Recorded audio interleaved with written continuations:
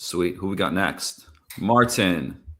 Hey, Zubin. Hey, Gary. Martin, it's great to interact with you on social all the time. It's great to see you in real life.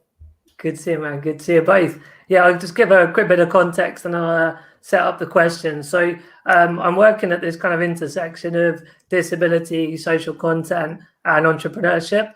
The disability part is a full-time wheelchair user, have like care assistants to help me with my daily living and I guess just general life experiences.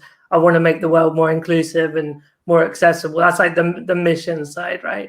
The social content is I started blogging in 2009. I've done podcasting, got a YouTube channel, done all the great brand stuff that you talk about a lot. And I've been voted one of Britain's most influential disabled people. So that's kind of the brand, the content, social media side. And then entrepreneurially, I co-founded a community magazine called Disability Horizons. Lately we've co-founded Purple Goat, which is basically like Vayner Media, but connecting big brands with the disability market. For those that don't know, 1.3 billion people globally spending $8 trillion annually. It's a totally untapped market. And also I sold a travel business to Accommodable with my, to Airbnb with my co-founder a couple of years ago. So coming to the question around commerce, the community magazine Disability Horizons, we got about a year ago into product and, kind of feeling our way, a bit novice at it. And some of the PPE equipment, because of the pandemic, exploded and we did a lot of revenue. But we're trying to get way more strategic and tactical about the right products for the right part of the disability audience. So my question comes back to Facebook advertising. Facebook doesn't hold data on health or disability, but we want to get products for blind people that are useful. So get cool content with influencers, hit that segment, etc., etc. So I just wonder what you both think about how to overcome that issue around data. Well, data doesn't exist in a lot of places, and content and common sense take over when you don't have the ability to go data. Everyone's going to have this problem with iOS 14, right? Or at least anybody who's trying to reach somebody on an iPhone, which is a hell of a lot of people.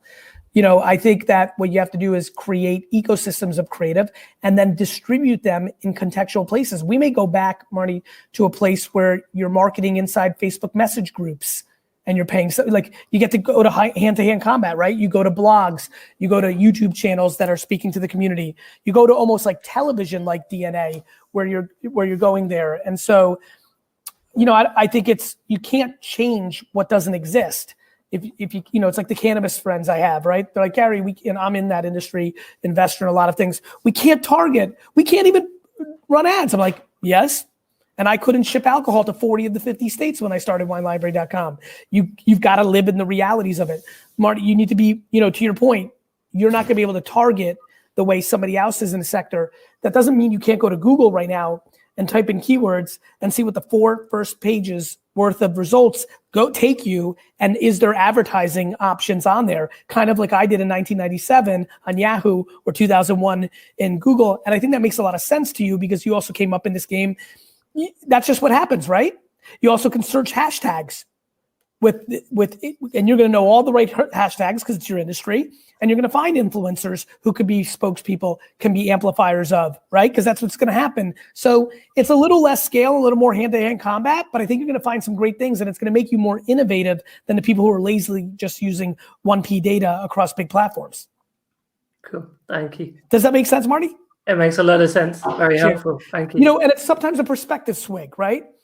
I think it's the opportunity because it's going to challenge you to be more creative. Yeah. Because I think a lot of people right now are losing because they're lazy because Facebook and Instagram are so easy, but it's actually they're slow death because they don't realize they become one-dimensional and those marketplaces change.